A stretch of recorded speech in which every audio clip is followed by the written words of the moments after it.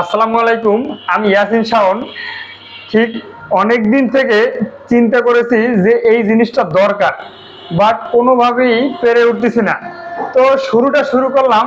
ইনশাল্লাহ আশা করি পরবর্তীতে অনেক গার্মেন্টস সেক্টরের বড় বড় লিডাররা তাদের এক্সপেরিয়েন্স, তাদের যে জার্নি ১০ বছর, ১৫ বছর, ২০ বছর, ইভেন একজন অপারেটরের ১ বছরের জার্নিও সে শেয়ার করতে পারবে। দেখেন, আমরা সচরাচর সেলস পডকাস্ট, বিভিন্ন ধরনের পডকাস্ট দেখে থাকি, বাট গার্মেন্টস রিলেটেড কোনো পডকাস্ট এখন পর্যন্ত আমার চোখে পড়ে নাই। বাট এই রিলেটেড পডকাস্ট থাকা উচিত, কেননা এই সেক্টরটা বাংলাদেশের বর্তমানে টপ লেভেলের একটা সেক্টর। সুতরাং এই সেক্টর সম্পর্কে যদি মানুষের জ্ঞানের বা জানার ঘাটতি থাকে, তাহলে আসলে এই সেক্টরকে বড় সামনে এগিয়ে নিয়ে যাওয়া অনেক টাফ বিষয়। সুতরাং তারই ধারাবাহিকতায় আমরা আজকে শুরু করতে যাচ্ছি ২০২৫ সালের জুলাই মাসের গার্মেন্টস রিলেটেড একটা পডকাস্ট। এই পডকাস্টে সচরাচর বিভিন্ন ধরনের বিভিন্ন ডিপার্টমেন্ট বা বিভিন্ন টাইপ অফ পডকাস্টে টপ লেভেলের সচরাচর ওই সেক্টরে যারা টপ লেভেল থাকে তাদেরকে এনে গেস্ট হিসাবে এনে তাদের যে জার্নিটা শেয়ার করা হয়। বাট আমারটা বা আমাদেরটা একটু ভিন্ন। এখানে একদম টপ টু বটম সবাই আসবে, আমাদের বিশ্বাস। যে একজন অপারেটর যার মিনিমাম এক্সপিরিয়েন্স ১ বছর, একটা এক্সপিরিয়েন্সের বিষয় থাকে যে একটা অপারেটর মিনিমাম ১ বছরের এক্সপিরিয়েন্স থেকে শুরু করে ৩০ বছর, ৪০ বছর, ২০ বছর এই সেক্টরের টপ লেভেলের ম্যানেজার লেভেল, জিএম লেভেল প্রত্যেকেই ইনশাল্লাহ থাকবে আমাদের এই পডকাস্টে। তারা তাদের লাইফের এই ২০ বছর বা ১৫ বছরের জার্নিটা শেয়ার করবে, কিভাবে এই সেক্টরকে আরো উপরে ডে বাই ডে উন্নত করা যায়। তারা তাদের পরামর্শ দিবে, মতামত দিবে, কিভাবে বিভিন্ন ধরনের যে কর্পোরেট পলিটিক্স বা চাকরি ক্ষেত্রের যে পলিটিক্স, এই পলিটিক্সকে এড়াইয়া কিভাবে দেশের কল্যাণে এই গার্মেন্টস সেক্টরে আরো উপরে নেওয়া যায়, এই বিষয়ে তারা তাদের মতামত দেবে। সুতরাং আশা করি সবাই আমাদের এই পডকাস্টের সাথেই থাকবেন, আমাদেরকে সাপোর্ট করবেন, এবং কেউ যদি নিজে থেকে আপনার মতামত, আপনার এক্সপেরিয়েন্স শেয়ার করতে চান, যাতে গার্মেন্টস সেক্টরের মানুষের উপকৃত হয়, যারা জব করতেছে এবং যারা ভবিষ্যতে এই সেক্টরে আসবে, তারা যেন আগে ভাগে একটা পূর্ব থেকে একটা রোড ম্যাপ পায়। ধন্যবাদ। তো আজকে আমাদের এই গার্মেন্টস পডকাস্টের প্রথম অতিথি হিসাবে আছেন, চলুন তার মুখ থেকেই তার পরিচয়টা শুনবো। তবে একটুখানি বলি যে তারও গার্মেন্টস সেক্টরে দীর্ঘদিনের একটা অভিজ্ঞতা রয়েছে। প্রায় তিনি বর্তমানে আছেন সিনিয়র কিউসি হিসাবে বাংলাদেশের একটা রিনাউন্ড ফ্যাক্টরিতে। তো তার মুখ থেকে আজকে শুনবো তার গার্মেন্টস সেক্টরের জার্নি, বা গার্মেন্টস সেক্টরের পূর্বে আগে কোথাও জব করেছে কিনা, অথবা এই সেক্টরের তিনি কোন কোন ফ্যাক্টরিতে বা কোন কোন পোস্টে চাকরি করছেন, বিস্তারিত জানা যাবে তার কাছ থেকে। তো চলুন। আসসালামু আলাইকুম। ওয়ালাইকুম আসসালাম ওয়া রাহমাতুল্লাহি ওয়া বারাকাতুহু। আপনার পরিচয়টা যদি একটু দিতেন। আমার নাম আব্দুর রহমান হাওলাদার, আমার বাড়ি বাগেরহাট জেলা, গ্রাম কারাকোড়া। বাগেরহাট জেলায়। তো আপনি গার্মেন্টস সেক্টরে কত বছর ধরে জব করতেছেন? আমি গার্মেন্টস সেক্টরে আছি দীর্ঘ ৭ বছর যাবত ধরে চাকরি করতেছি। ৭ বছর যাবত। তো আপনার গার্মেন্টস এর জার্নি, যে আপনি কত সাল থেকে গার্মেন্টস সেক্টরে জব শুরু করেছেন? আমি গার্মেন্টসে জব শুরু করছি ২০১৭ সাল থেকে। ২০১৭ সাল থেকে। ১৭ সালে আপনি প্রথম কি বা কোন পোস্টে গার্মেন্টসে চাকরি নিয়েছিলেন? আমি ২০১৭ সালে একেবারে অনভিজ্ঞ ছিলাম, আগে কোনো গার্মেন্টসের বিষয়ে কোনো অভিজ্ঞতা, গার্মেন্টস কি এটা আসলে জানতাম না। আমি এসে প্রথম শুরু করি কোয়ালিটি ডিপার্টমেন্ট থেকে, একজন কোয়ালিটি হিসাবে, কোয়ালিটি ইন্সপেক্টর হিসাবে। কোয়ালিটি ইন্সপেক্টর হিসাবে। ওই সময় আপনি যখন জয়েন করেন তখন স্যালারি কত ছিল? ওই সময় আমার তখন স্যালারি ছিল ৬,৪২০ টাকা। ৬,৪২০ টাকা, মানে ওই ৪,০০০ বা ৪২০০ টাকার পরে যে স্যালারিটা ইনক্রিমেন্ট হয়েছে, আপনি ওই স্যালারি শুরু থেকেই পেয়েছেন। মানে ভালো একটা স্যালারি। আচ্ছা, গার্মেন্টসে চাকরি করার পূর্বে আপনি কি অন্য কোনো জব করছিলেন বা কোনো চাকরি? হ্যাঁ, আমি গার্মেন্টসে জব করার পূর্বে আমার একটা ফিলিং স্টেশনে চাকরি করছি, যেটা সেটা অনেক বছর চাকরি করছি আর কি, ৩ বছর যাবত চাকরি করছি ফিলিং স্টেশনে। ফিলিং স্টেশনে, হ্যাঁ। তো ওইখানে বেতন কেমন পেতেন মাসে? ওইখানের বেতনও ওই সময় বেতন ছিল মাত্র ৩৫০০ টাকা। তো হুট করে আপনার ওই ফিলিং স্টেশনের ওই জব ছেড়ে গার্মেন্টসে আসার পিছনে কারণ কি? দেখেন, আপনি লেখাপড়া কোন পর্যন্ত করছেন? আমি লেখাপড়া করছি, ডিগ্রি শেষ করছি, এই ব্যাচেলর বিজনেস স্টাডি থেকে। ডিগ্রি শেষ করছেন, তো ডিগ্রি পাস করার পরে গার্মেন্টস এসেছেন না গার্মেন্টসে চাকরি না, নেওয়ার আমি পরে? যে গার্মেন্টস চাকরি করা অবস্থায় করার পরে? পড়ালেখা বিশেষ করছি। Good, very good. But inter মানে এইচএসসি কমপ্লিট করার পরে গার্মেন্টস আসছেন। জি। তো আসলে গার্মেন্টস সেক্টরে মানুষজন, আপনি 17 সালে, হ্যাঁ বলা চলে 17 সালেও গার্মেন্টস সেক্টরে মানুষ অ্যাভেলেবেল আসতে চায় নাই, তো কেন আপনার ডিসিশন বা সিদ্ধান্ত নিলেন যে গার্মেন্টস সেক্টরে জব নেবেন? আসলে এরকম কোনো সিদ্ধান্ত মানে মানে আর কি যে আমাদের যে একটা আছে না যে পূর্ব প্ল্যান, পরিকল্পনা, পরিকল্পনা আছে না যে আমি ভবিষ্যতে এটা করব, ওরকম কোনো প্ল্যান ছিল এরকম না? কোনো প্ল্যানই ছিল না যে আমি গার্মেন্টস সেক্টরে আসবো।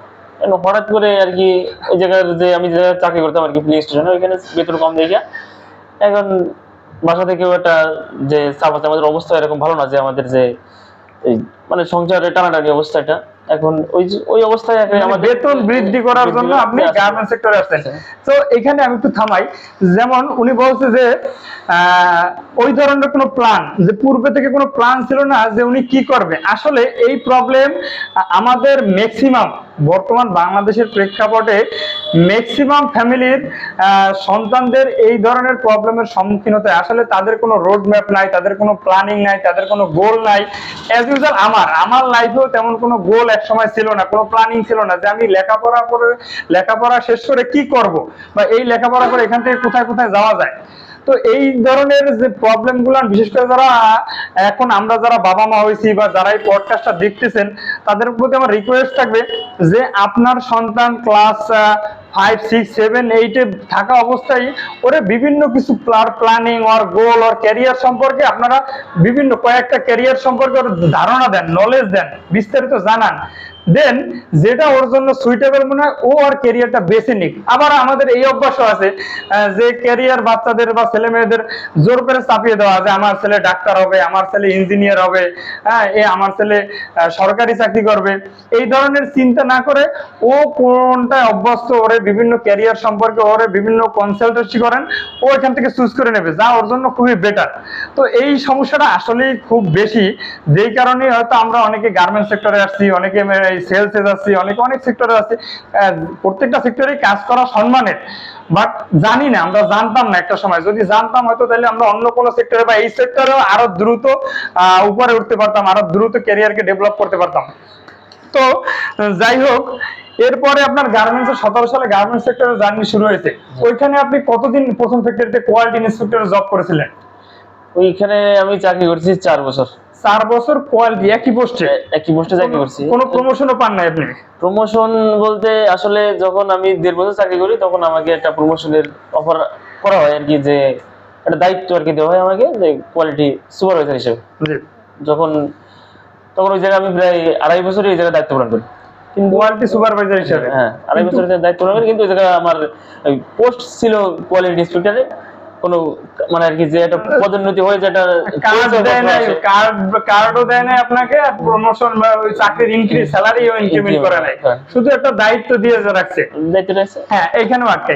এই ধরনের প্রবলেম আমাদের অনেক কোম্পানিতে হয়। প্রবলেম বলবো না ভালো দিক বলবো জানি না, হয়তো কারোর জন্য ভালো দিক, কারোর জন্য প্রবলেম। যেমন এটা মালিক পক্ষের জন্য ভালো দিক, আবার যারা ওয়ার্কার লেভেল, যারা স্টাফ লেভেল, তাদের জন্য কষ্টদায়ক হয়, বেদনাদায়ক হয়। যে কারণে গার্মেন্টস সেক্টরে না, যে কোনো সেক্টরেই চেঞ্জ মাইগ্রেশনটা বেশি হয়। যে একটা লোককে 1 বছর দেখতে পারেন, 1 বছর আপনি একটা দায়িত্ব দিচ্ছেন, ওখানে ভালো রেজাল্ট করে, তাহলে অবশ্যই তার প্রমোশন দেওয়া উচিত বা কাট করে দেওয়া উচিত। আমরা কি করি, বা আমাদের অনেক ফ্যাক্টরিতে এই ধরনের একটা রীতি চলে যে দীর্ঘদিন ধরে তাদেরকে ওই একই দায়িত্ব দিয়ে রাখে, কিন্তু কাট দেয় না। 2 বছর 3 বছর একই পোস্টে তাদেরকে দিয়ে তাদের সিনিয়র পোস্টের কাজ করায় নিচ্ছে, কিন্তু বেতন স্যালারিও ইনক্রিমেন্ট করতেছে না, তাদেরকে প্রমোশন লেটারও দিতেছে না। সুতরাং এই বিষয়ে যারা গার্মেন্টস ম্যানেজমেন্ট লেভেলে থাকেন তাদের কাছে রিকোয়েস্ট থাকবে যে আপনারা এই জিনিসগুলো বিবেচনা করবেন, যে এই জিনিসগুলোর কারণে কিন্তু মাইগ্রেশন বেড়ে যায়। একজন শ্রমিক, একজন স্টাফ, তাদের যে কাজের স্পিডকে হারিয়ে ফেলে। তো যাই হোক, এরপরে আপনি হয়তো মনে গার্মেন্টস চেঞ্জ করার একটা সিদ্ধান্ত নিলেন, তাই তো? গার্মেন্টস চেঞ্জ করার সিদ্ধান্ত হলো 2.5 বছর মানে যখন আমি দায়িত্ব পালন করছি, তখন হঠাৎ করে আর কি একদিন মানে আর কি যে এটা একজন সুপারভাইজারকে নিয়োগ হয় ওই জায়গায় আমার জায়গায়। আমি যেহেতু 2.5 বছর ওই জায়গা দায়িত্ব পালন করছি, তখন যখন ওই জায়গাটা সুপারভাইজার নতুন করে নিয়োগ দেয়, তখন আমার আর কি একটা মনের ভিতরে একটা আসে যে আসলে এতদিন ধরে দায়িত্ব পালন করছি, এখন হয়তো আমার দিয়ে হচ্ছে না, এই জন্য নতুন একজন লোক এই জায়গা নেওয়া হয়েছে। এই চিন্তা করে আমি ওই সে সময় আর কি চাকরিটা আর কি ছেড়ে দেওয়ার সিদ্ধান্ত নেই। তখনই আমি আর কি ওই ফ্যাক্টরিটা চেঞ্জ করি। ফ্যাক্টরি চেঞ্জ করে পরবর্তীতে আমরা কোন পোস্টে আবার জব নেন? ফ্যাক্টরির নাম আমরা না বলি আপাতত, পরবর্তীতে ফ্যাক্টরির নাম জানিয়ে ভিডিও করার চেষ্টা করবো যাতে আমরা জানি যে এই ফ্যাক্টরির সুযোগ সুবিধা এমন, এই ফ্যাক্টরির সুযোগ সুবিধা এমন।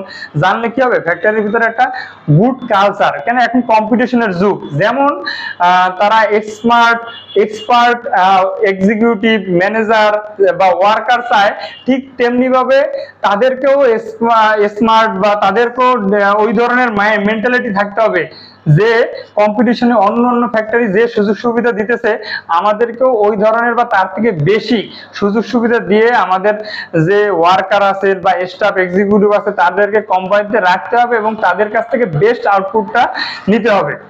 তো এরপরে আপনি কোন পোস্টে চাকরি নেন? এরপরেও আমি চাকরি ছেড়ে যাওয়ার পরে আমি প্রায় 3 মাস আর কি বসেছিলাম আর কি, কোনো চাকরি আর কি ছিল না, আর কি করতাম না, মানে এরকম প্ল্যান আর কি ছিল না যে আমি কোথায় কি করবো। তখন আমি 3 মাস বসে থাকার পরে আমি নতুন একটা ফ্যাক্টরি খুলছি, ওই জায়গায় আবার কোয়ালিটি ইন্সপেক্টরের চাকরি নেই, ফিনিশিং সেকশনে কোয়ালিটি ইন্সপেক্টর, আবার কোয়ালিটি ইন্সপেক্টর, হ্যাঁ চাকরি নেই। তবে এখানে যখন আমি চাকরি নেই 15 দিন ওই ফিনিশিং এ চাকরি করার পরে, যেহেতু নতুন ফ্যাক্টরি মানে সেরকম লোকজন সেরকমই না, পরে আমি ওই জায়গার ম্যানেজার স্যার যে ছিল তার সাথে কথা বলে আমি আর কি সুইং সেকশনে যাই আর কি।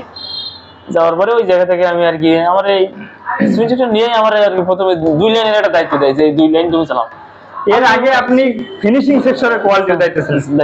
হ্যাঁ। আমি ওই জায়গায় একেবারে অপরিচিত, নতুন একটা দায়িত্ব একেবারে, ওটা আমার ইচ্ছা ছিল যে আমি ওই জায়গায় কাজ করে কিছু একটা করবো। তখন ওই স্যারের সাথে কথা বলে আমি ওই জায়গায় যাই আর কি। ও, তারপর ওই ফ্যাক্টরিতে আপনি কতদিন কাজ করছেন? ওই ফ্যাক্টরিতে আমি কাজ করতেছি মাত্র 2.5 মাস চাকরি করার পরে ওই জায়গায় চাকরি করার অবস্থায় আমি ওই জায়গায় অন্য একটা ফ্যাক্টরিতে আর কি, একটা বড় ফ্যাক্টরিতে আমি চাকরির ইন্টারভিউ দিই, মানে কোয়ালিটি কন্ট্রোলার হিসেবে সুইং এর। পরে ওই জায়গায় আমার ইন্টারভিউ দেওয়ার পরে ওই জায়গাতে আমি প্রথমে ইন্টারভিউ দেওয়ার পরে আমার জানানো হয় যে আমরা পরে আপনাকে জানাবো, মানে ইন্টারভিউ শেষে আর কি 2 দিন ইন্টারভিউ দিয়েছি, পরে আমার জানানো হয় যে পরে 4 দিন পরে আমাকে কনফার্ম করা হয় যে আপনার চাকরি হয়েছে, আপনি আসবেন কি। পরবর্তীতে ওই ফ্যাক্টরিতে আপনি কন্টিনিউ করতেছেন বর্তমানে যে ফ্যাক্টরিতে আছেন? ওই ফ্যাক্টরিতে, জি ওই ফ্যাক্টরিতে লাস্ট ফ্যাক্টরিতে আপনি কতদিন ধরে কন্টিনিউ করতেছেন? লাস্ট ফ্যাক্টরিতে আমি কন্টিনিউ করতেছি 3 বছর সামথিং, 3 বছর সামথিং, সিনিয়র কোয়ালিটি কন্ট্রোলার হিসাবে। তো কোয়ালিটিতে চাকরি করতে গেলে আসলে আপনি তো কোয়ালিটি ডিপার্টমেন্টেই বেশি চাকরি করছেন, হয়তো ফিনিশিং কোয়ালিটিতে, না হলে সুইং কোয়ালিটিতে, এখন সুইং কন্ট্রোলার হিসাবে আছেন। তো একদম সুইং কন্ট্রোলার সচরাচর 2 লাইন 3 লাইন হ্যান্ডেল করতে হয়। তো এই লাইন চালানোর ক্ষেত্রে বা কোয়ালিটি ডিপার্টমেন্টে চাকরি করতে গেলে প্রোডাকশন কোয়ালিটির একটা অনেক সময় দা কুমড়া বা এই ধরনের একটা অ্যাটিটিউড আমাদের মেন্টালিটিতে আছে, আবার অনেক ফ্যাক্টরিতে নাই। যেমন আমার জব, আমিও তো গার্মেন্টস সেক্টরে দীর্ঘদিন জব করেছি, আমার লাইফে 2 ধরনের কোম্পানি চাকরি করছি যেখানে কোয়ালিটি প্রোডাকশন এতটাই ক্লোজলি কাজ করে বোঝার উপায় নাই যে কোনটা কোয়ালিটি কোনটা প্রোডাকশন। তো সেখানেও কোয়ালিটি আলহামদুলিল্লাহ ভালো থাকতে হইতেছে এবং প্রোডাকশনও খুব ভালো হইতেছে। তো এটা ডিপেন্ড করে মূলত ম্যানেজমেন্টের মেন্টালিটির উপরে। তো বিশেষ করে অধিকাংশ ফ্যাক্টরিতেই কোয়ালিটি আর প্রোডাকশনের সম্পর্কটা একটু রাফ অ্যান্ড টাফ। তো সেক্ষেত্রে আপনারা এই কোয়ালিটিতে চাকরি করতে যদি কিছু চ্যালেঞ্জ বলতেন যে কোন ধরনের কি কি চ্যালেঞ্জের সম্মুখীন হচ্ছেন? চ্যালেঞ্জ বলতে এটাই আসলে বড় সমস্যা, যে ওই যে প্রোডাকশনের লোকের সাথে আর কি অ্যাডজাস্ট করে কাজ করে আর কি তাদের হয়। এখন আমরা যদি চিন্তা করি যে প্রোডাকশনের লোক কখনোই আমাদের মানে নিজেদের মন মতো হবে না, প্রোডাকশনের লোক চিন্তা করে যে কোয়ালিটি কখনোই তাদের মন মতো মানে তাদের সাপোর্ট করে না বা তাদেরকে হেল্প করে না, মানে দুইজনের ভিতরেই মানে এরকম একটা সম্পর্কের আর কি দূরত্ব থাকে। এই দূরত্বটা মূলত ডিপেন্ড করে কিন্তু এজ এ কোয়ালিটি কন্ট্রোলার হিসাবে বা একজন লাইন কন্ট্রোলার হিসেবে, লাইন কোয়ালিটি হিসাবে অথবা কোয়ালিটি ইনচার্জ হিসাবে। এটা শুধু আপনি যে বলবেন যে তারা যেমন চায় না এরকম না, বিষয় না, তারাও ভাবতেছে যে আপনিও চান না যে প্রোডাকশন ঠিকভাবে হোক, শুধু আটকান। এটা আমাদের মেন্টালিটি প্রবলেম। আপনি যদি তারে হেল্প করেন তাহলে সেও আপনাকে হেল্প করবে, হয়তো আপনার কাউন্সিলিংটা বেশি করতে হবে।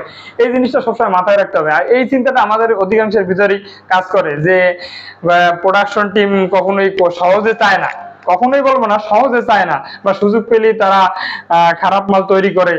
এই ধরনের, এটা আমাদের মেন্টালিটির প্রবলেম। এটা এখান থেকে আমাদেরকে অবশ্যই বেরোইতে হবে আর তাদের সাথে গুড সম্পর্ক তৈরি করতে হবে, ক্রস ফাংশনাল যে সম্পর্ক রিলেশনটা তৈরি করতে হবে। তো এই চ্যালেঞ্জ, এই সম্পর্কটা বেশি। এছাড়া কাজের ক্ষেত্রে যেমন ওয়ার্কাররা, আপনি শুধু প্রোডাকশন বলতে সুপারভাইজার, একজন কন্ট্রোলার, আপনার আন্ডারে হয়তো 2জন সুপারভাইজার আছে, কিন্তু ওয়ার্কার বা অপারেটর তো আপনার 2 লাইন বা 3 লাইন দেখেন, যদি 2 লাইন দেখেন তাও আপনার মিনিমাম 40 থেকে 50 জন অপারেটর আছে। এই অপারেটরদের ভিতরেও স্কিলফুল কেউ আছে, কেউ একটু কম স্কিলফুল আছে। এদেরকে হ্যান্ডেল কিভাবে করেন, বা এদেরকে হ্যান্ডেল করতে গিয়ে কি কি সমস্যার সম্মুখীন হন? আসলে দেখেন, আসলে সবাই তো সমান মেন্টালিটির হয় না আর কি। হয়তো মনে করেন যে যারা কম বোঝে আর কি, হয়তো কেউ যারা কম বোঝে তাদেরকে আমি যদি বুঝাই আর কি, ভালো কথা বলে আর কি, যে আছে না যে গার্মেন্টস এর ব্যবহার খারাপ, এটা কিন্তু একটা মেন্টালিটি আছে সবার, যে গার্মেন্টস খারাপ বা যেটা বর্তমানে আসলে গার্মেন্টসে খারাপ ব্যবহার চলে না, করেও না, অধিকাংশ ক্ষেত্রে কমে গেছে, নাই বললেই চলে। এটা ঠিক আছে। এখন আমি ভালো কথা বলে বুঝায় অনেকটা করানো যায়, যে তুমি এভাবে করো না, এভাবে করলে হবে। কিন্তু অনেকে আছে যে তারা কাজ ঠিক মতো মানে ঠিকভাবে করে না, ঠিক আছে, কিন্তু বললেও বোঝার চেষ্টাও করে না, বোঝার চেষ্টা করে না, ওই ক্ষেত্রে একটু খারাপ ব্যাপারটা চলে আসে। তো এটা মূলত মেন্টালিটির অভাব, আমাদের মাইন্ডসেটের অভাব। সুতরাং এখানে যারা অপারেটররা কাজ এই পডকাস্টটা দেখতেছেন, তাদের প্রতি রিকোয়েস্ট থাকবে, দেখেন আপনি আপনার কাজটা দায়িত্ব সহকারে পালন করার চেষ্টা করবেন। অনেক সময় মেন্টালিটি আমাদের এমনও কাজ করে দেখেছি আমরা চাকরি করা অবস্থায়, যে আমার বেতন কম, আমি কেন বেশি কাজ করব, আমি কেন ভালো কাজ করব, আমি কেন দ্রুত প্রোডাকশন দেব। দেখেন, আপনি এই কাজটা শুধুমাত্র আপনার জন্য করতেছেন না, আপনি যদি আপনার বেনিফিট নাও পান, অবশ্যই বেনিফিট পাইতেছেন। কোম্পানি মাস গেলে আপনাকে একটা স্যালারি দিতেছে, এবং আলহামদুলিল্লাহ বর্তমান প্রেক্ষাপটে ভালো একটা স্যালারি। তো এই স্যালারি, আপনি যদি ওই স্যালারির কথাও চিন্তা না করেন, কোম্পানির কথা চিন্তা করেন, কোম্পানি যদি বড় হয় তাহলে আরো 10 জন 20 জন ওয়ার্কার বাড়বে, সেখানে আমাদের দেশেরই কর্মসংস্থান তৈরি হবে। কোম্পানির কথা বাদ দেন, যদি দেশের কথা চিন্তা করেন, যে আমরা যদি 2 পিস মাল শিপমেন্ট, 2 পিস গার্মেন্টস বেশি শিপমেন্ট করি, তাহলে বহির দেশ থেকে যে বৈদেশিক মুদ্রাটা আমাদের দেশে আসবে, এটা তো দেশের কল্যাণ হবে, দেশের উপকার হবে। এই ধরনের চিন্তা থাকলে আসলে আপনার ভিতরে ওই কাজের প্রতি অনীহা, প্রোডাকশন কম দেয়া, কোয়ালিটি ঠিকভাবে মেনটেন না করা, এই টেন্ডেন্সি গুলো দূর হবে। তো এই এক ধরনের চ্যালেঞ্জ আছে, যে একটা লাইনে যদি 20 জন অপারেটর থাকে, দেখা যায় 15 জন ভালো আছে, 5 জনের কারণে লাইনের অন্যান্য সবার ক্ষতিগ্রস্ত হয়। কারণ এটা একটা চেইন ওয়াইজ কাজ। একটা লাইন লেআউট যখন হয়, একটা চেইন ওয়াইজ, একজনের পরে একজন, একজনের পরে একজন, এভাবে কাজ করা হয়। তো একজন যখন সমস্যা করে, ওই সমস্যাটা সামনের অপারেটররা অনেক প্রসেসেই হ্যাম্পারিং হয়, ক্ষতিগ্রস্ত হয়।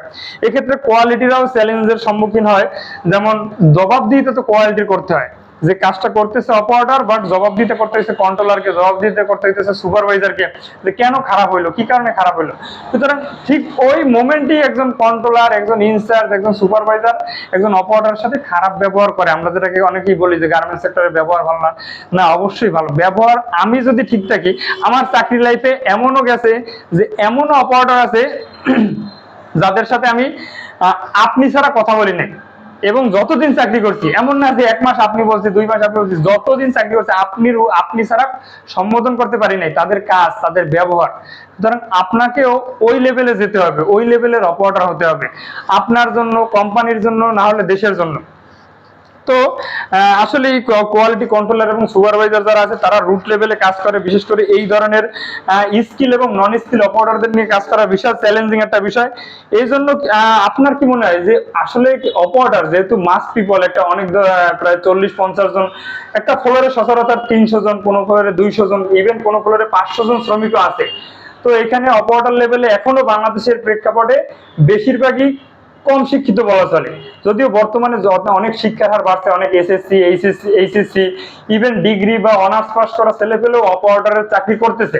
সেখানে শিক্ষিতের হার প্রবেশ করতেছে, তাও পার্সেন্টেজের তুলনায় অনেক কম। তো এই ধরনের একটা কম শিক্ষিত লোকদের পরিচালনা করতে আপনার কি মনে হয় যে এদেরকে ট্রেনিং এর ব্যবস্থা করা উচিত, কোম্পানি থেকে অথবা কোম্পানির বাইরে থেকে? আসলে যেহেতু এটা একটা বড় সেক্টর আর কি, যেখানে কাজ করে, আর এখানে কাজ করার জন্য আর স্কিল খুবই গুরুত্বপূর্ণ আর কি, ভূমিকা পালন করে আর কি। আমাদের আমাদের টার্গেটই থাকে যে আমরা যাতে মানে ভালো কোয়ালিটির শিপমেন্ট যেন আমরা করতে পারি, যাতে বাইরে থেকে কাজ আরো বেশি আসে আমাদের। এই জন্য এদেরকে প্রতিনিয়ত ট্রেনিং করাইতে হবে। এখন কোম্পানির ভিতরে বা এদের যারা আর কি আমরা চাকরি রানিং করতেছে, এদের বাইরে ট্রেনিং করানোর কোনো আর কি সুযোগ আসলে হয় না। এখন এদেরকে বুঝাইতে হবে বা ট্রেনিং করাইতে হবে, এদের সময় দিতে হবে, সুযোগ দিতে হবে। এদেরকে নিয়ে মিটিং বা যে মিটিং বলেন, বা ধরেন একটা ট্রেনিং সেশন বলেন, এদেরকে দিতে হবে প্রতিদিন ছুটির আগে বা মানে কাজ শুরু করার আগে। এই ধরনের ট্রেনিং সেশন বা একটা শর্ট মিটিং যেটাকে বলা হয় মর্নিং মিটিং, এটা কি কন্টিনিউয়াস প্র্যাকটিস করেন না সপ্তাহে একদিন দুই দিন করা হয়? আপনি যে লাইনগুলো পরিচালনা করেন এখানে আসলে তো এটা বেশিরভাগই মানে কি আমাদের যে অপারেটর বা অনেস্টলি বলবেন, অনেস্টলি বলতে যে এরা আমরা তো আর কি এদের বেশিরভাগই আমরা হ্যান্ডেলিং করি না, এদের পরে সুপারভাইজার বা ইনচার্জ যারা আছে। এখন এটা on kind off shoulder passing যে আমরা করি না। দেখেন, আপনি যদি বলেন যে সপ্তাহে একদিন অথবা দুই দিন মিটিং অ্যারেঞ্জ করা হবে, সেক্ষেত্রে আমি আমার চাকরি লাইফ থেকে যতদিন দেখছি প্রত্যেকটা, নট অনলি আমি, আমার সাইজে যারা আমার সাথে যারা কাজ করছে কোয়ালিটি ডিপার্টমেন্টে, তারা মিটিং অ্যারেঞ্জ করছে এবং প্রোডাকশন টিম কোঅপারেট করছে। কারণ প্রোডাকশন টিম জানে যে এই মিটিং এর ফলে নট অনলি শুধু কোয়ালিটি নিয়ে কথা বলা হবে, কোয়ালিটি, প্রোডাকশন, ওভারঅল সবকিছু নিয়ে, ডিসিপ্লিন, হাউসকিপিং নিয়ে কথা বলা হবে। সুতরাং এই মিটিংটা আপনারা চাইলে হয়তো রেগুলার করলে কি হয়, এটা টাইমিং এর ব্যাপারটা, টাইম হ্যাম্পারিং এর, কিন্তু রেগুলারই করা যায়। মর্নিং মিটিংটা প্রত্যেকদিন যদি 5 মিনিট করেন, দেখা যাবে দিন শেষে এই 5 মিনিট আপনারে না হলেও আধা ঘন্টা 1 ঘন্টা সেভ করবে এভারেজে, যদি আপনি সকালবেলা ওনাদের মাইন্ডসেট চেঞ্জ করতে পারেন। অপারেটরদের মাইন্ডসেট যদি সকালবেলা 5 মিনিটের একটা মর্নিং মিটিং করতে পারেন, আর মিটিংটা যদি ভ্যালুয়েবল হয়, যে মিটিং দেখলাম একই কথা রেগুলারলি বললাম, তাহলে একটা জিনিস ওদেরকে বোরিং লাগবে। মিটিং এর ভিতরে কথা চেঞ্জ আনতে হবে। তো আসলে এই চেঞ্জ আনার জন্য মূলত আমি মনে করি যে আমরা যারা ওই ওয়ার্ক, এই সুপারভাইজার লেভেল আছে, কন্ট্রোলার লেভেল আছে, তাদেরকেও ট্রেনিং এর ব্যবস্থা করা উচিত। আপনার কি মনে হয় যে আপনাদেরও ট্রেনিং করানো উচিত? আমাদের ট্রেনিং করানো উচিত। তারপরে যে বিষয়টা আছে যে সুপারভাইজার আর কন্ট্রোলার এদের মধ্যে কমিউনিকেশন যেটা আছে, গ্যাপ যেটা আছে, এই জন্য এটা আমাদের যে একটা মানে উদ্যোগ নেওয়া উচিত, যাতে আমাদেরও মানে নিজেদের ভিতরে আর কি, যে যারা কন্ট্রোলার আছে বা সুপারভাইজার আছে, এদেরও আলাদা করে আর কি যে একটা ট্রেনিং মানে আর কি ট্রেনিং সেশন আলোচনা করে। এটা ইনশাআল্লাহ আপনাদের অবশ্যই ম্যানেজ, আপনাদের রিপোর্টিং বস যারা আছে তারা করে, কিন্তু এটা আরো বেশি করা উচিত। এরকম এটা আপনার মতামত? দরকার এজ এ কন্ট্রোলার হিসাবে লিডারশিপের কি কি গুণ থাকা দরকার আপনার মধ্যে বা কন্ট্রোলারদের মধ্যে আপনি মনে করেন? যেহেতু আমরা একেবারে রুট লেভেলে কাজ করি, নিচের লেভেলে, এখন আমাদের সর্বপ্রথম যে গুণটা থাকে সেটা যোগাযোগের যে দক্ষতা। এটা আমার মনে হয় যে এটা আরো যোগাযোগের দক্ষতা বলতে যদি একটু ভেঙে বলতেন ক্লিয়ার হতো। আমরা যখন কাজ করি ওয়ার্কার লেভেল থেকে শুরু করি, আমরা ওয়ার্কার লেভেল থেকে শুরু করে আমাদের কাজ করতে হয় একেবারে অফিসার লেভেল পর্যন্ত। এখন আমরা যদি সবার সাথে কমিউনিকেশন ভালো না রাখতে পারি, না আমাদের যে কোনো সমস্যার কারণে আমরা যাইতে পারি, আমরা যে কোনো জায়গায় যাইতে হয় আমাদের, এবং সবাইকে যেন আপনি বুঝাইতে পারেন প্রবলেমটা, সমস্যাটা বুঝাই বলতে হয়। যেভাবে আপনার জুনিয়রকে যেভাবে বুঝাইতে পারেন এই সমস্যা এইভাবে করো না, সিমিলার ভাবে আপনি আমার রিপোর্টিং যারা আছে উপরে তাদেরকে সাথে সুন্দরভাবে আপনি আপনার প্রবলেম বা ভালো মন্দ যেন সুন্দরভাবে বোঝাইতে পারেন, যে এই দক্ষতাটা থাকা উচিত। জি, কি রয়েছে? আচ্ছা, হচ্ছে সিদ্ধান্ত গ্রহণের একটা দক্ষতা থাকতে হবে। কারণ আমাদের যে কাজ গার্মেন্টস সমস্যার তো আসলে এই জায়গায় শেষ নেই, আমাদের হিউজ সমস্যার সম্মুখীন হতে হয়। কারণ যেহেতু নিচের লেভেলে আমরা কাজ করি, কারণ আমাদের প্রত্যেকটা মেশিনে মানে আর কি ধরেন একটা লাইন আমরা পরিচালনা করি, আমাদের একটা লাইনে অন্তত ধরেন এখন অন্তত 30-এর উপরে মেশিন আছে। এখন আমাদের প্রত্যেকটা প্রসেস দেখতে হয়। এখন এই সমস্যার কোনো শেষ নেই, এই লাইনের বাইরেও আমাদের অনেক সমস্যার সম্মুখীন হতে হয়, বিভিন্ন জায়গায় আমার সমস্যা আসলে থাকবে। সমস্যা গার্মেন্টস সেক্টর না, যে কোনো সেক্টরে কাজ করতে গেলে সমস্যা আছে। তো এই সমাধানগুলো সমাধান করা, যে সঠিক সিদ্ধান্ত নেওয়া একটা কন্ট্রোলারের দ্রুত এটা সমাধান করা যায়, যত দ্রুত সমাধান করে লাইনে রানিং করা যায়, যাতে লাইন বা কিছু বন্ধ না হয়, মানে স্মুথলি চলে আর কি, এভাবে এটা করতে হবে। রাইট, সিদ্ধান্ত গ্রহণ একজন কন্ট্রোলারের লিডারশিপ গুণের ভিতরে অবশ্যই সিদ্ধান্ত নেয়ার ক্ষমতা থাকতে হবে। হ্যাঁ, এরপরে যে গুণটা রয়েছে লিডারশিপের আপনি বলতে চান? এরপরে যে গুণটা আছে সেটা হচ্ছে সহানুভূতিশীল হওয়া আর কি। সহানুভূতিশীল হওয়া যেমন, কারণ আমাদের যারা আছে, আমরা নিচেই কাজ করি, আমাদের নিচেও যারা কাজ করে তাদের হিউজ সমস্যা থাকে, তাদের মানসিক সমস্যা, পারিবারিক সমস্যা, তারপরে মানে কার্যক্ষেত্রে বিভিন্ন ধরনের সমস্যা হইতে পারে। এই সমস্যাগুলো আমাদের মানে আমরা যারা লিডার রিয়েলাইজ করতে হবে, তাদের সমস্যা দেখতে হবে। যদি আমরা তাদের যদি আমরা সমস্যা না দেখি, তাদের দিয়ে তো আমরা আর কি তাদের পরিচালনা করতে কিন্তু আমাদের এটা বাধার সম্মুখীন হতে হয়। কারণ ধরেন এই যে গার্মেন্টস সেক্টরে কিন্তু হিউজ পরিমাণ যে মানে আর কি যারা আছে আর কি নিচের লেভেলে, এরা কিন্তু হিউজ পরিমাণ অ্যাবসেন্ট বা যারা আর কি অফিসে আসার একটা থাকে যে আসলে গার্মেন্টস গেলে ছুটির একটা সমস্যা থাকে, ছুটি পাবো কিনা, এরা কিন্তু হঠাৎ করে একদিন গেরা আমার একটা গুরুত্বপূর্ণ প্রসেসের একটা ভালো অপারেটর হঠাৎ করে সে আসে নাই। এটা সে তার যে সমস্যা হচ্ছে, আমরা যদি তাদের সমস্যা সঠিকভাবে দেখি, সে আসবে অফিসে আসার পরে তার ব্যাকআপ হিসেবে আমরা অনেক ওই জায়গায় কিন্তু দিয়ে তার হয়তো ছুটি দিতে পারি। এই হিসেবে তাদের সহানুভূতিশীল একটা জায়গায় আমাদের থাকতে হবে। মানে আপনি বলতে চাচ্ছেন যে লিডারশিপের এজ এ কন্ট্রোলার বা সুপারভাইজার হিসেবে এই লেভেলের লিডারশিপ গুণের ভিতরে গার্মেন্টস সেক্টরে সহানুভূতিশীল গুণটা খুবই গুরুত্বপূর্ণ, যাতে আপনি আপনার, কেননা আপনার আন্ডারে প্রায় 50 জন অপারেটর আছে, কোয়ালিটি আছে, সব মিলিয়ে, তো এদের মাইন্ডসেট বোঝা, এদের সাথে সুসম্পর্ক রাখা, এজ এ বসের জায়গায় আপনি যেমন ওদের সাথে সুন্দরভাবে মিলেমিশে কাজ করা, পাশাপাশি কাজটা আদায় করে নেওয়া। গুড, সহানুভূতিশীল থাকা, এটা যে কোনো সেক্টর থেকে, ইনচার্জ হোক, ম্যানেজার হোক, অফিসার হোক, লিডার বলতে এই জীবনটা থাকা উচিত। রাইট। তো এবার আসেন যে আপনি আপনার জায়গা থেকে আপনার যে লিডার, আপনার যে রিপোর্টিং বস আছে, সে কেমন হোক, তার ব্যবহার বা তার হেল্পিং যে সাইডটা কিভাবে আশা করেন, যে আপনার জায়গা থেকে আপনার রিপোর্টিং বস কেমন হবে, কোন কোন গুণ স্পেশালি তার ভিতর থাকলে যেটা আপনার জন্য ভালো হবে, পজিটিভ হবে, কাজ করতে আরো এনার্জেটিক হবে, হেল্প হবে, যদি একটু জানাতেন। আমার মানে আর কি, আমার দিক থেকে যে আমাদের যে রিপোর্টিং বস বা স্যার যারা আছেন আর কি, তাদের ক্ষেত্রে আমার ওই একই রকম মনোভাব আর কি আমি পোষণ করি, যাতে একজন রিপোর্টিং বস, ম্যানেজার বা আমাদের যে বস আছে, সে শুধু আসলে আমাদের নিচে যারা আছে তাদেরকে পরিচালনা করে, আমাদের পুরো ফ্লোরের দায়িত্বদার। এখন তাদের পুরো ফ্লোর পরিচালনা করা এবং যে আমাদের যে কোম্পানি আছে বা এর সুনাম, যেটা সুনাম আছে, সুনামটা তৈরি করা, মানে কি এই পুরো ফ্লোরটা পরিচালনা করতে হয় তাদের। এখন সেই ক্ষেত্রে তাদেরকে একজন দক্ষ নেতা হইতে হবে, সবাইকে মোটিভেট করার দক্ষতা থাকতে হবে, মোটিভেট করতে হবে তাদেরকে, যে কাজটা কিভাবে করানো যায়, স্মুথলি করানো যায় বা ভালোভাবে করানো যায়, এই দক্ষতাটা থাকতে হবে। তারপরে আমি আগে বলছি লিডারের যে গুণাবলী থাকে আর কি, লিডার হিসেবে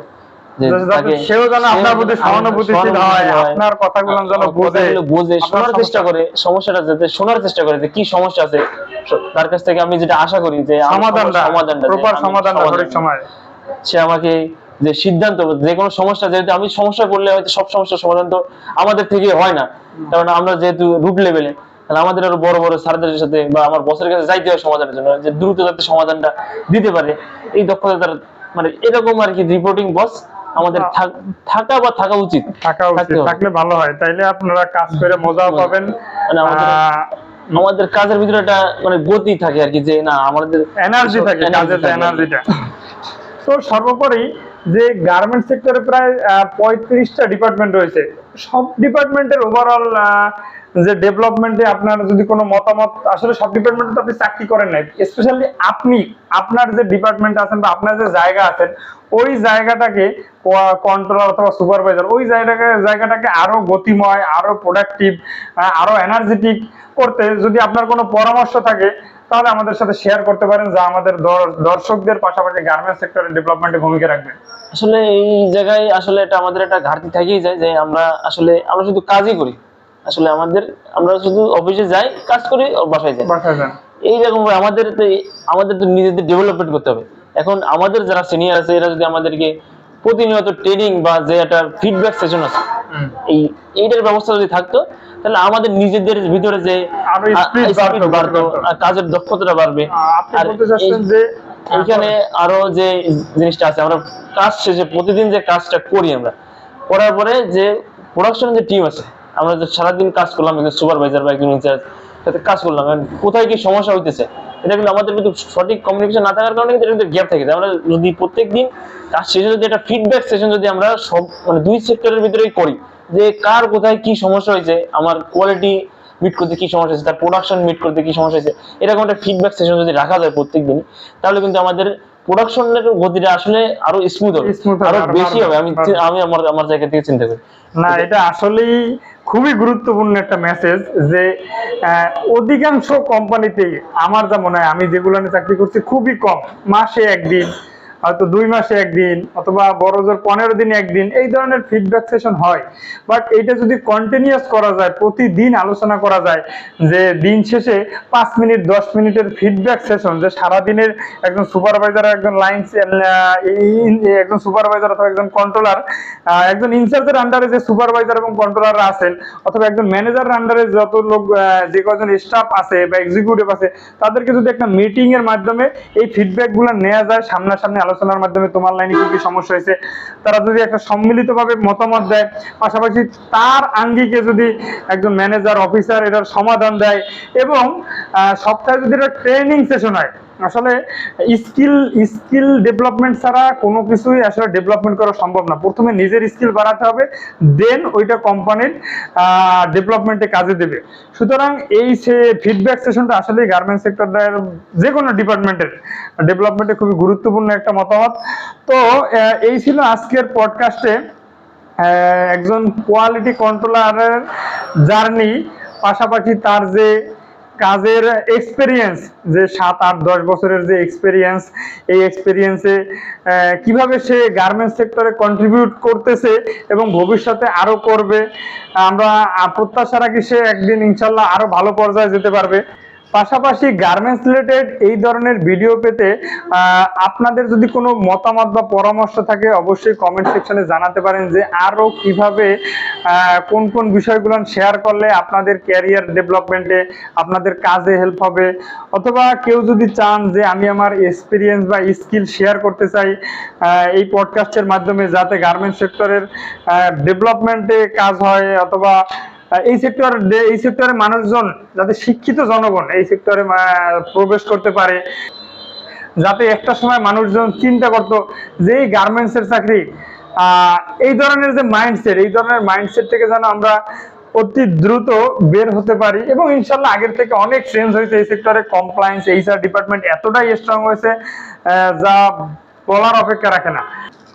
পাশাপাশি আজকের পডকাস্টটি কেমন লাগলো এই বিষয়ে আপনারা আপনাদের মতামত জানাতে পারেন, এবং আমাদের এই পডকাস্টের আলোচনার বিষয়ে আরো নতুন কোনো বিষয় অ্যাড করা যায় কিনা, অথবা এরপরে কোন ডিপার্টমেন্টের একজন অতিথিকে আপনারা জানতে চান বা শুনতে চান, বা কোন ডিপার্টমেন্ট সম্পর্কে একটু ডিপ ডাউন নলেজ নিতে চান, এই বিষয়টাও আমাদের কমেন্ট সেক্টরে জানাতে পারেন। অথবা কেউ যদি আগ্রহের সহিত নিজেদের আগ্রহ থাকে যে আমরা এই সেক্টরের ডেভেলপমেন্টে আমার যে এক্সপিরিয়েন্স 2, 4, 5, 10, 20 বছর এক্সপিরিয়েন্সটা শেয়ার করবো, আপনারা চাইলে আমাদের সাথে যোগাযোগ করে আপনার মূল্যবান স্কিলটা শেয়ার করতে পারেন। আপনার মাধ্যমে এই সেক্টর সম্পর্কে একটা গুড ফিডব্যাক মানুষ পাবে, এবং ডে বাই ডে মানুষজন এই সেক্টরে যেভাবে শিক্ষিত জনগণ প্রবেশ করতেছে এর ধারাবাহিকতা আরো অব্যাহত থাকবে, এবং আমরা সম্মিলিতভাবে এই সেক্টরকে আরো উন্নত থেকে উন্নতর পর্যায়ে নিয়ে যেতে পারি।